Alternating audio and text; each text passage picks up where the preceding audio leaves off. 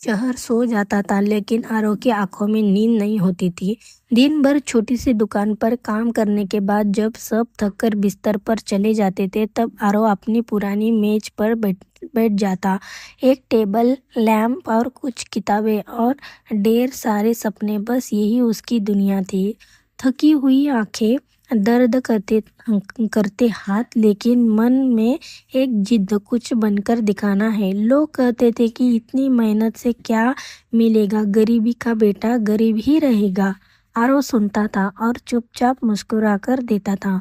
रात के सन्नाटे में उसकी कलम चाहती रहती थी कि कभी गणित के सवाल, तो कभी अंग्रेजी के शब्द, कभी भविष्य की कल्पनाएं। कई बार आंखों भर आती थी जब बिजली चली जाती थी, जब नींद हावी हो जाती, जब शरीर जवाब देने लगता था।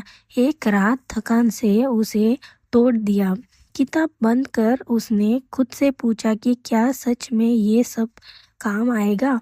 उसी पल माँ की आवाज़ याद आई कि बेटा, मेहनत कभी बेकार नहीं जाती, बस समय लेती है। आरव फिर बैठ गया। उस रात उसने खुद से वादा किया कि जब तक मंजिल नहीं मिलेगी तब तक रुकूंगा नहीं। दिन बीतते गए, रातें और तभी लंबी होती गई। दोस्तों की पार्टियां छूट गई, नींद कुर्बान होने लगी, लेकिन हौसला और मजबूत हो गया। फिर आई परीक्षा की सुबह। आरव परीक्षा हॉल में बैठता था, वही सवाल जिससे वह रातों में लड़ता था। कलम अपने आप चल रही थी। डर नहीं था, सिर्फ विश्वास था कि परिणाम का दिन आया।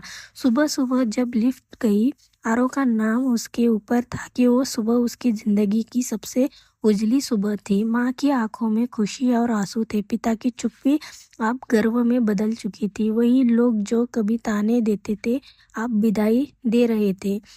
आरव ने आसमान की ओर देखा और मन ही मन में कहा कि ये सफलता आज की नहीं है, ये उन सारी रातों की है जिन्हें मैंने हारने नहीं दिया। क्योंकि सच यही है कि जो रातों की नींद छोड़ देता है, उसकी सुबह जरूर कामयाब होती है। आशा करती हूँ कि आपको कहानी पसंद आई होगी। चैनल को लाइक एंड सब्सक्राइब ज़रूर करना। देखने के लिए धन्यवाद।